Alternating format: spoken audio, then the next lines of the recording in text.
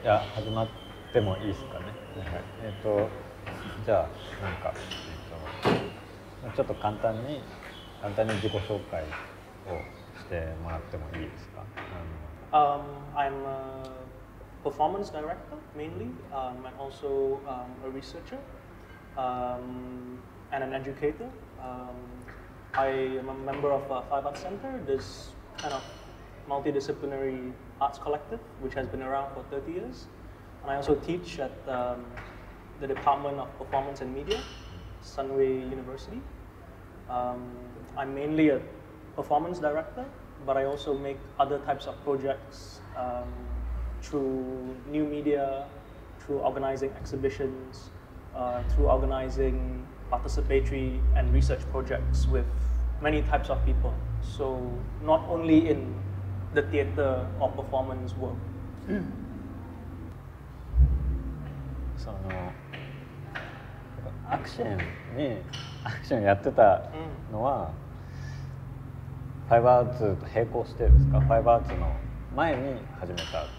Sure. Actually, the action period of my work, it's actually a youth theater group. Is mainly between 1999 to 2002. This was a group that I formed with my classmates in college. So we were, teenagers, and we would make weekly performances in classrooms and in the campus of the college.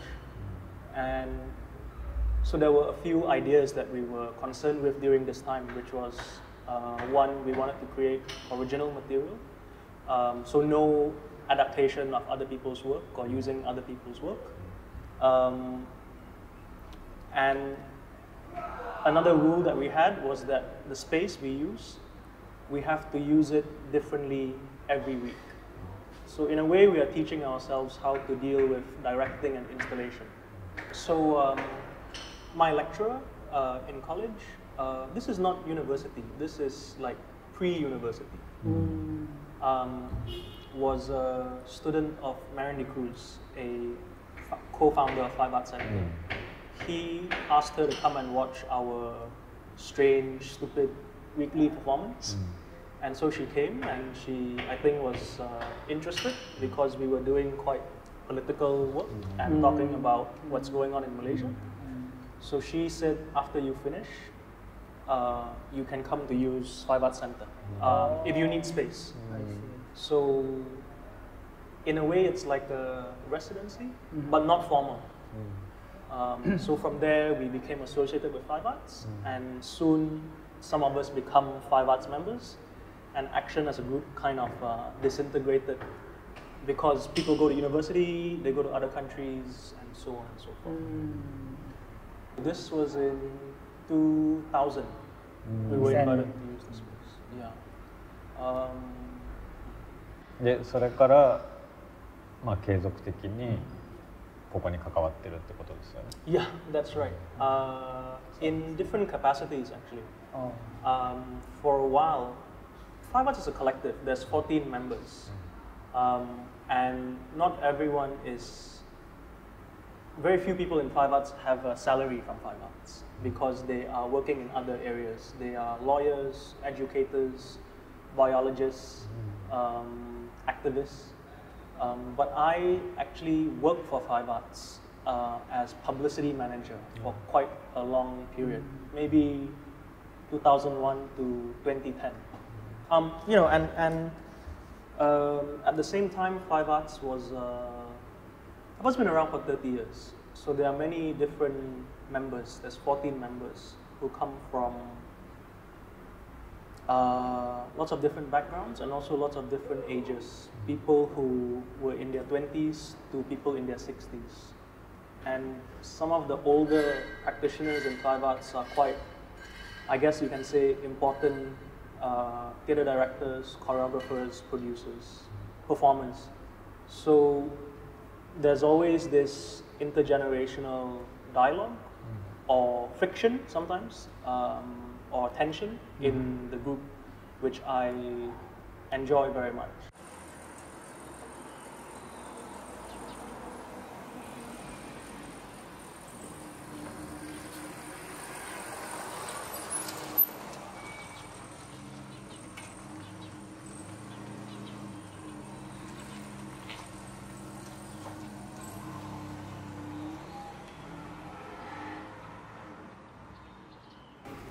その頃にやってたコミュニティプロジェクトについてもうちょっと教えてください。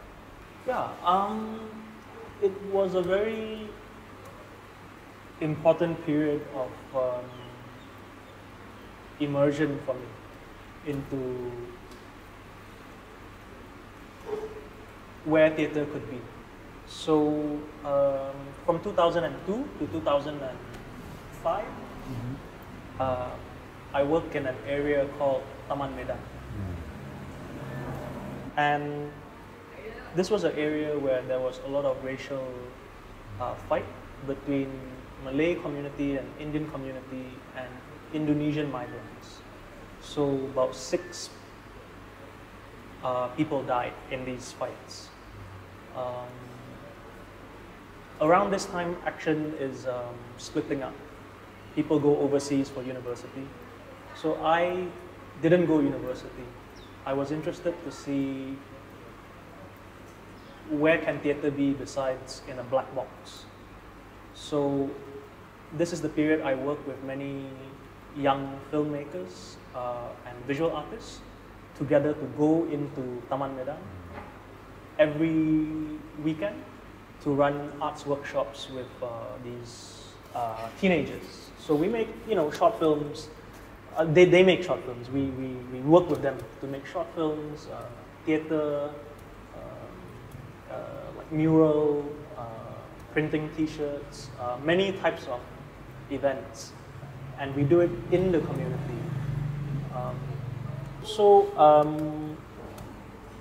Of course, the teenagers get many things from us. It's fun, it's creative, and all those nice things.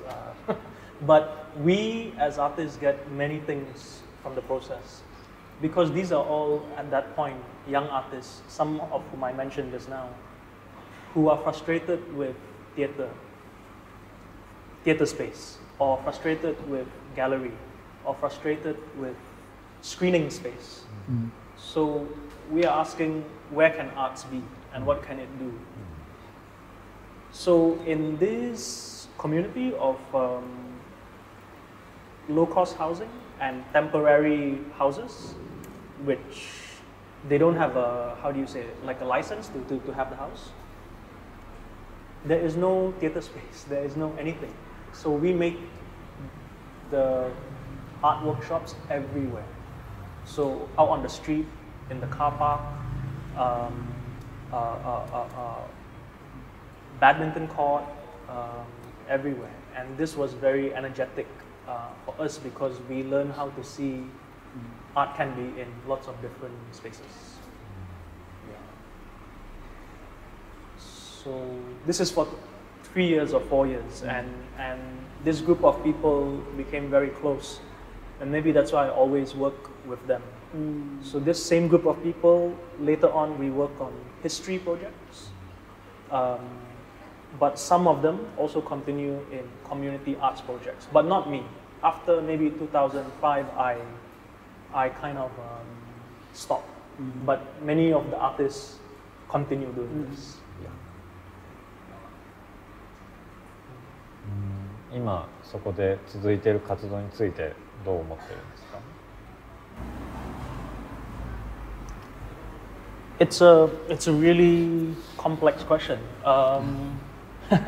because I think that it's very important to do community arts projects, but also in a way these projects need to be taken over by the community. So maybe artists can go in and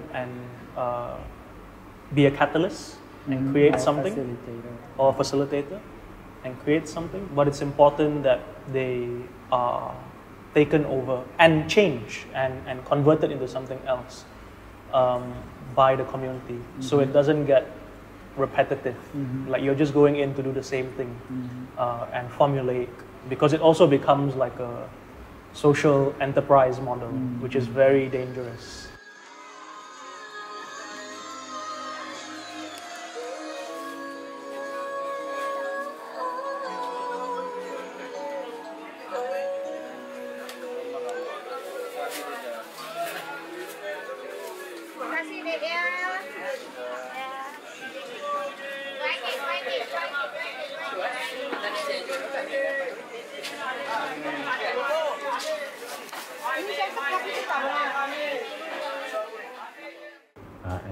の離れた後いくつか作品を発表してるけど、それらはなんかどういうプロセスで作って、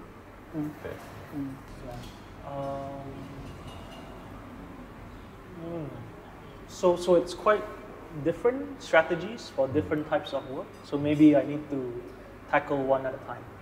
So it's easier to talk about it also for myself. For the performance work, I began making a lot of documentary performances where even in action we were doing it. I was using a lot of historical documents, interviews, transcript of political meetings or talks, newspaper reports, to make performances that have this kind of collage. And at the same time, I also get the performers to interview their own families or other people about opinions of these events. So that is like one track, a very collage way of working, and attempting to ask questions about histories. So that's one type of work, and maybe we started doing this work because in 2003, autobiography or memoir by Chin Peng, the Communist Party leader, was published. And Malaysia has had only one party in government since 1957. So when he published his book, a new story emerged, a new history, a new imagination, new possibilities, which created a lot of controversy, but also made many people begin to imagine and rethink were there other directions Malaysia could have gone in. So many of us who were also in Taman Medan began looking at this history because our history is monological. It's like monologue by the Barisan National Party. Yeah. Around the same time, because I was collaborating with filmmakers, visual artists, designers,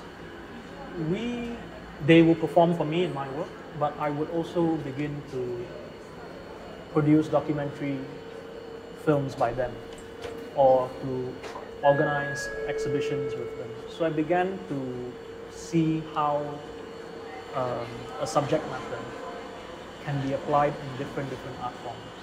So I really like this. It's like learning the mechanics of a different form of art. Exhibition format, film format, theater format, community arts work format. So I like to work out the format and to try and see what can be said about the same thing in different format. Of course, the format will change the thing. So I like this very much. So I became like producer or kind of curator or organizer of different type of events, following my curiosity. Maybe the third way of working is when social media became very big and important in Malaysia. Now, Malaysia has 14 million people on Facebook, and I think 65% or 70% of the population is under 23 years of age, very young population. So from about 2008 onwards, when YouTube began to be more concrete as a way for people to express themselves, we use a lot of this space, the online space, the social media space, the Web 2.0 space, to initiate more participatory projects or more web-based projects, which also then we took offline, not just online, but we make it, we create events, not just remain online. Yes. So, yeah.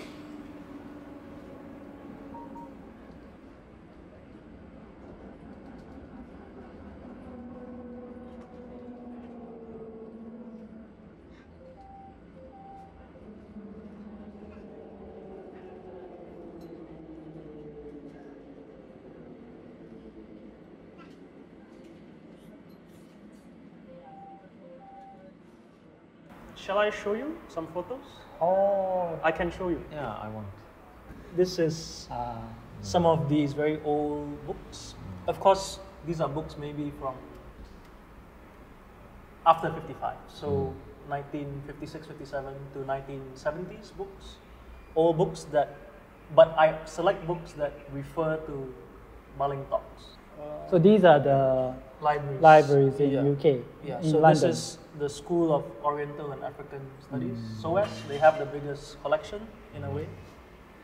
But you are doing it because you find it, there's a kind of contrast between these Baling talks and the way described in the historical books or texts, right? Yeah. Textbooks. Yeah. Because, I mean, so why these talks? Why keep on going back to Baling? Is because, and I've said this in a few interviews, but I still feel it's true, that a lot of the things that were debated at that time,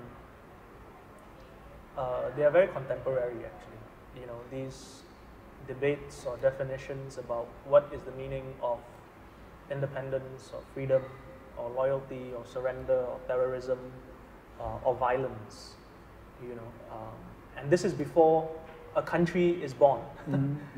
So before it is born, they are already fighting about this. So it's very interesting and I think very contemporary because these are words that are still being fought over in Malaysia to this day. And of course, what Chin Peng is providing is another perspective, another future. What if? What if? Yeah. What if? You know, what if?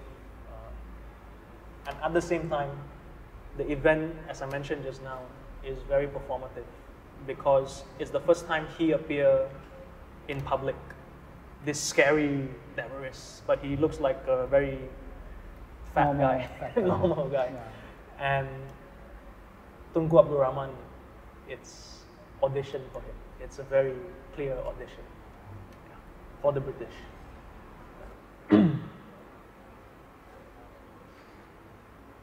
すごい率直なんですけど、率直なんですけどっていう前置きもあってほしいんですけど、自分がやってることが新しいとかと思うことってある？ Yeah, I think so. I think I'm doing something different within Five Arts and also within the, I don't know, like it sounds very big, like within Malaysia, but in the sense that my base is theatre or performing arts, but actually I'm not really interested in theatre. I think theatre is really boring,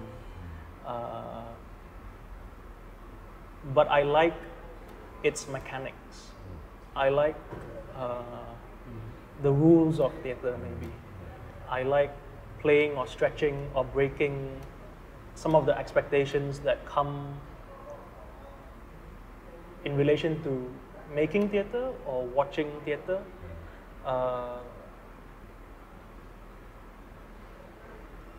As with most things, you know, like that you do, you both love it and you hate it. So I have this relationship with theatre. So very much so I feel like sometimes when I'm making things here, people ask the question, so what do you think of this person's work? in Malaysia, or what do you think of that person's work, or how do you think your work relates to someone else's work? But for me, it's like I'm playing ping pong, and this person is 100-meter runner, or this person is a swimmer. So we are actually doing very different things. I'm trying to play ping pong.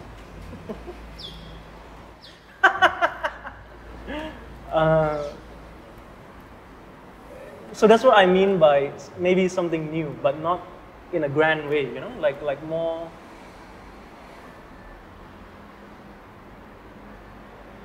Theater is a container for me to ask some questions, because I don't think new ideas come from theater.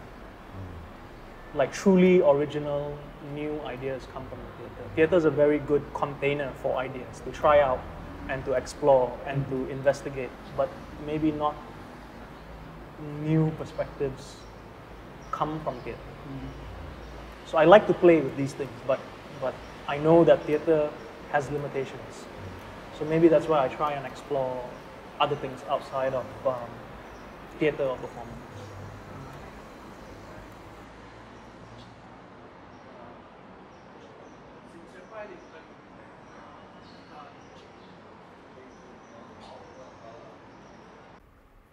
ディレクターとして、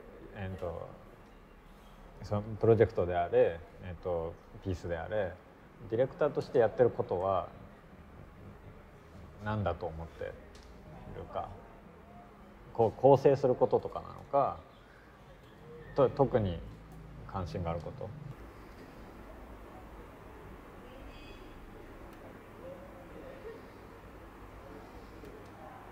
I think I'm trying to make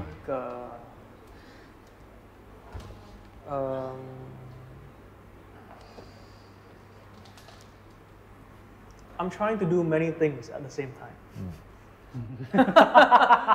Yeah, as a director. And it's okay if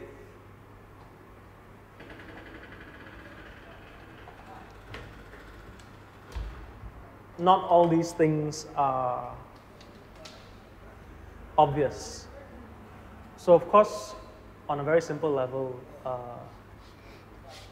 it's a matter of framing and investigating on a certain subject. Whether that is history or someone's life or whatever it is. It's like framing, yeah. But at the same time, I'm also very conscious that framing is basically already suggesting a way of seeing and suggesting how to look at this thing that we are seeing. Yeah. And of course, this is very much in contemporary art and contemporary performance. Yeah, how to look at what we are looking at. Yeah. So being watching something with a few layers of awareness, not just one layer of awareness, like, you know, consuming, entertaining, you know, but like there's a few layers, like, how am I seeing this? At the same time, very often,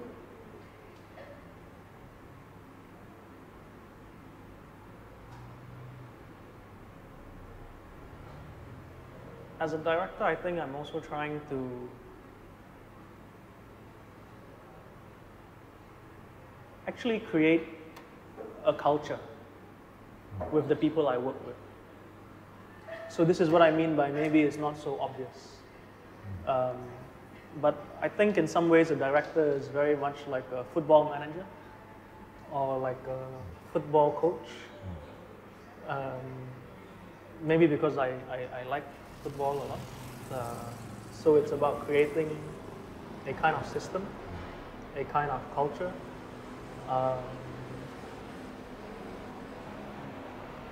and a kind of growth together. Community. Yeah. Building. Yeah, something like that. Yeah. But maybe very specific with, you know, just a very specific people. So I think this is something I think about a lot.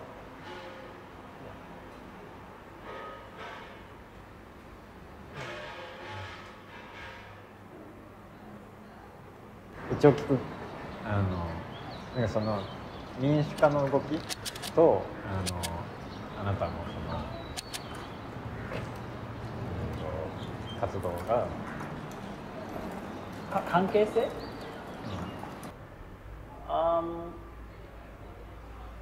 So is there a relationship between the work and kind of political, economic liberalization? And if yes, you can explain further. Yeah. No, of course there is. I am a Mahathir baby. I was born in 1981 when Mahathir Mohamad became Prime Minister of this country and stayed Prime Minister for 23 or 24 years. Yeah. So, of course, he's perceived as one of the great post-colonial leaders of Southeast Asia. And he even have a look east policy to Japan in the 80s, late 80s, I think. Yeah. So, you know, he is one of the examples of a like neoliberal leader. So, in many ways, the work that we are doing in relation to history is not really about what happened then. It's about what is happening now in the last 10 years. Because there's this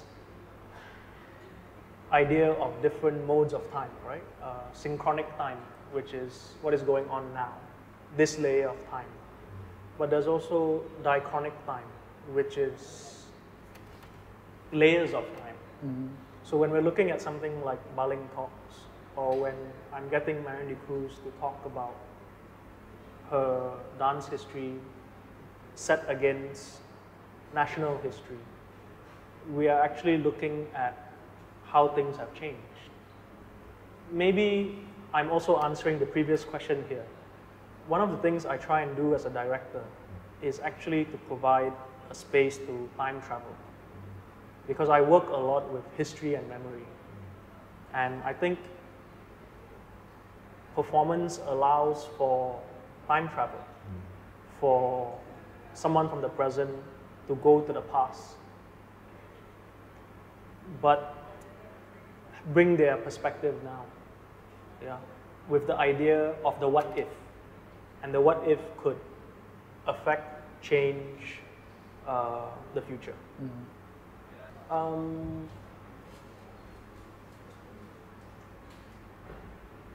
In Malaysia,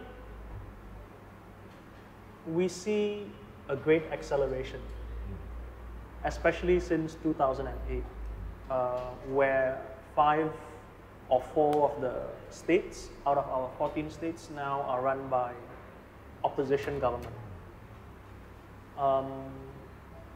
And it's beginning to see we're beginning to see maybe the sunset or the breaking up of an older form of politics in Malaysia, which is based on race, racial parties, racial politics, racial policies.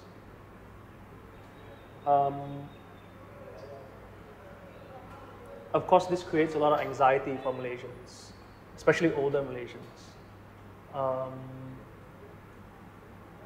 But what it's creating in our everyday experience, in our culture, is an acceleration. The liberals are getting more liberal, and the conservative is getting more conservative. So it sounds like paradox, like contradiction, but in Malaysia, we are both getting more conservative and more liberal at the same time. So it's more intense, more accelerated, and more emotional for people to deal with politics in a way.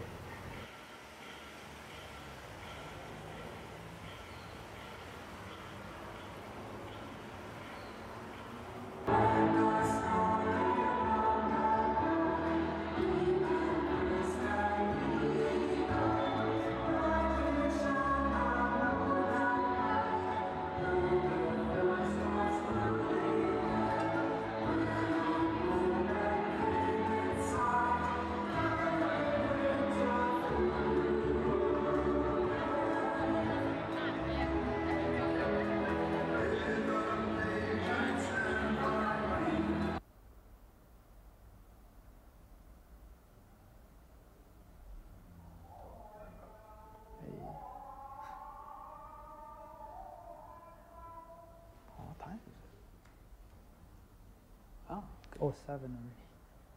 That's right.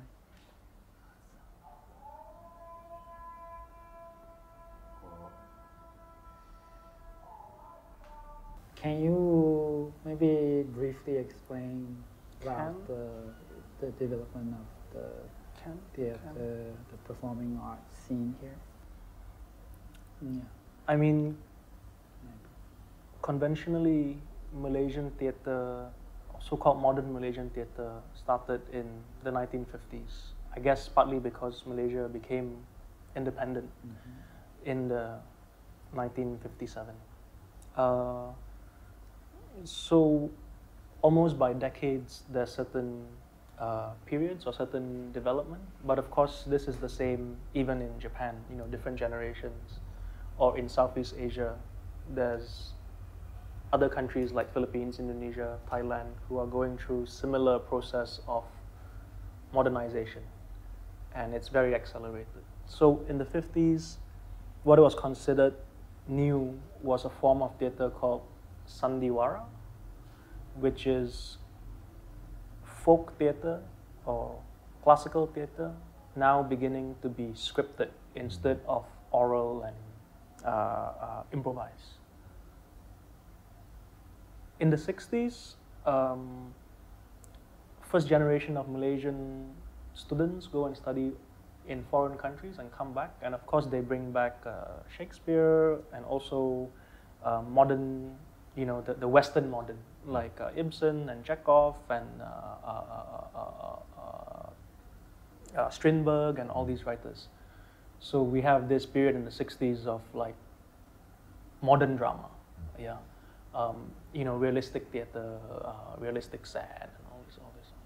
Of course, at the end of the 60s, in 1969, which is also part of my research, we have the May 13 riots, which is a very significant issue in Malaysian history, where after elections there's some racial fight in Kuala Lumpur. So this moment is important because Malaysia restructured economically, politically, also in terms of culture. There was cultural policy. So in 70s, many artists wanted to look at traditional art forms, but with experimental perspective. So they use shadow puppet, but they use in a different way. They use traditional opera like Bangsawan, but they use in a different way, in an experimental way. And of course, Christian Jit and all these founders of Five Arts, in a way, they are part of this movement. This is not unique to Malaysia. It is there in many Southeast Asian and post-colonial countries. Yeah. How to speak your own language and form, and be informed by traditional form, and also what they receive from the West. I think in the 80s and 90s is actually more plural, more diverse period when there's many things, more physical theater, more devised theater, not many people writing plays. So directors work with performers to create new texts. Until today, where we are now, I guess, where you could say Kuala Lumpur now has more, I mean, compared with Japan, very little. But now Kuala Lumpur has more performing arts venues, companies, festivals than ever before. But in a way, there's actually very little discussion or discourse, like what you saw or heard on Saturday. This is very rare for people to talk critically about theatre. Very often it's just production. People do a lot. あなたの作品を見せたいと思っている人に見せられていますか？ Or experience? Yes and no. I mean, if we only talk about theatre, then of course theatre has a very limited, has a more limited capacity to reach audiences. But that is why we also do participatory projects like Carry House, or in the UK, we take part in organizing exhibition in protests, save our placards. Or we initiate some projects for online or social media. The idea is to reach different people, and sometimes the limitation of the form means it only reaches a very specific audience. So for me, I'm comfortable with this, moving into different fields and speaking to different audiences. So as far as theatre, yeah, it's more limited. Yeah, more limited.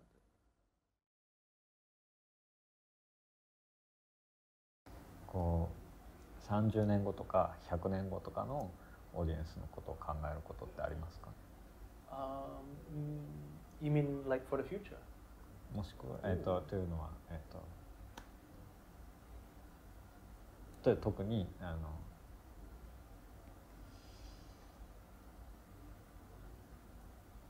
目撃できなくて30年後の人は今やってるプロジェクトを見ることはできないから。Wow, I haven't really thought about that, I must say. Maybe some stupid lecturers will teach it.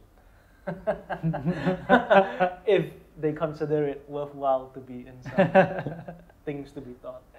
But because that's what I'm doing with all the artist work. I'm teaching it.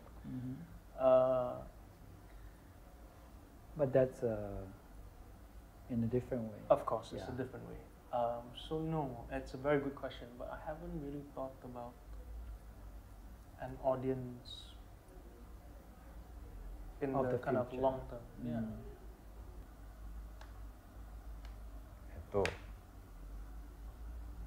いいですか？僕は結構その30年後か100年後かっていうのが僕にとっては結構すごい、重要っていうかで、まあ基本的にそういう傾向にこうあるアーティストは多いと思うんだけど、割ともうどう残るかっていうことをすごく強く考えるアーティストっていうのは多いと思うんだけど、劇作これすごい極端なことですけど、劇作家は100年先のこととかを考えてる、そのテキストが残るからっていうか、その100年後に評価されればいいと思っているような人とか結構多いですね。No, I think maybe because I don't know. I haven't thought so much about how the work will last in the future, because maybe my work is very collagistic, and very often my work is shared with other people. So it's my work. I'm very clear about that. But also it's often it's Imri's work. It's also Jun's work. So I'm not too precious about it. Or maybe it doesn't speak directly to what Yoshiro is thinking about, but for me it's like I don't think so much about that, because I feel like it's my work, but it's also 6 other people's work. Or, of course, directed by, but I don't have this whole attachment. Yeah.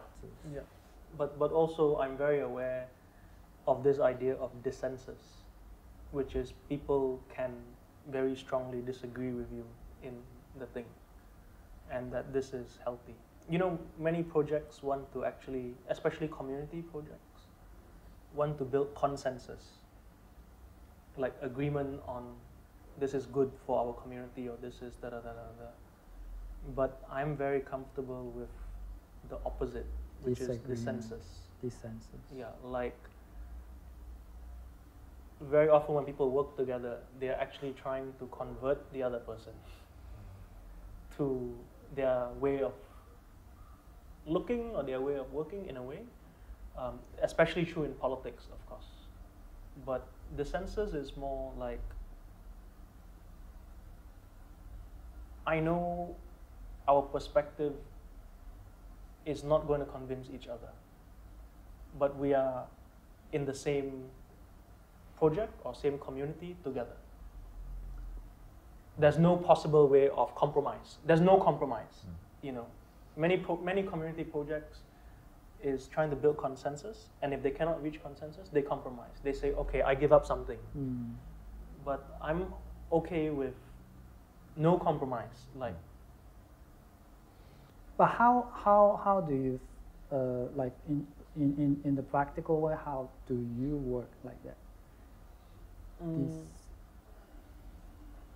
Well, sometimes it's to show in the project, whether it's an exhibition or a performance, that this disagreement is there.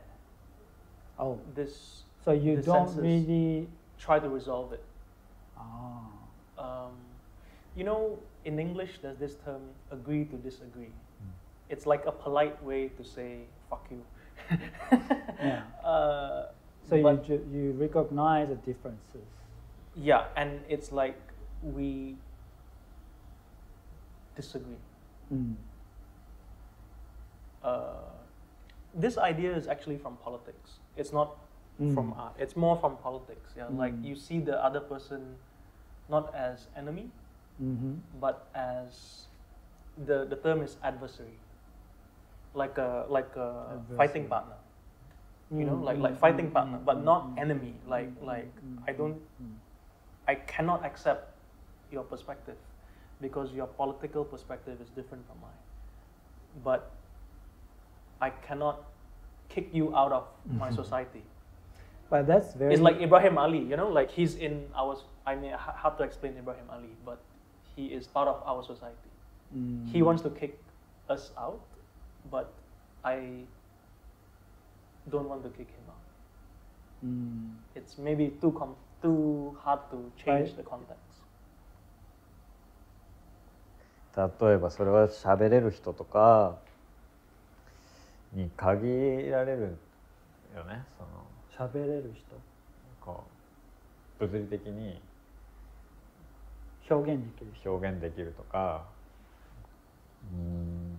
例えばだけど、そのマークの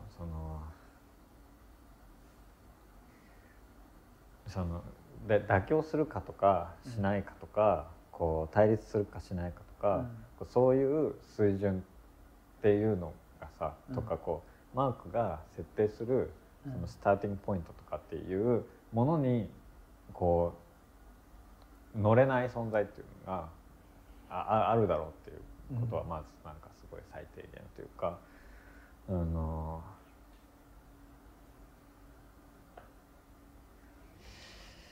Actually, I think this is interesting because the reason I'm laughing a bit is because this is like very Malaysian situation actually. The gap in language is an everyday issue. So it's not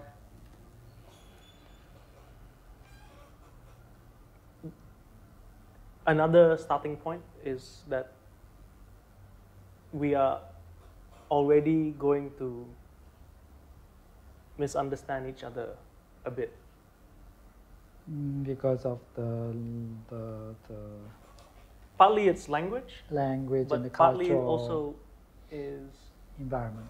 You are in Malaysia, you are used to missing certain things and you don't think so much about this. Like you know, you walk down a street, there's going to be dialect or language that you cannot you can't just capture. Get hold of many things. It's just too much. I would agree, I mean, with that perspective, if that's what you mean, Yoshiro. It's something which I think about more recently. Maybe because the context here can be very overwhelming.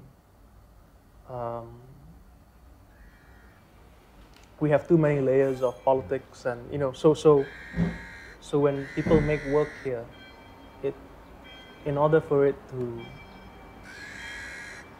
be effective, it needs to speak to certain specific channel or context. But as we travel more, we go elsewhere, we engage in conversations with other artists. That's of course, the slow process of realizing that, well, that's how to make work that, and it's not just work, how can we exchange context and methodology and the frame. Because something like Baling Talks, 2 or 3 different people are interested in it from elsewhere. So then, of course, it made me ask, well, obviously, I need to rethink that it's only this localized thing, localized project, because other people can see something else here. So it's a question for me. And, it's a question that we're trying to work through.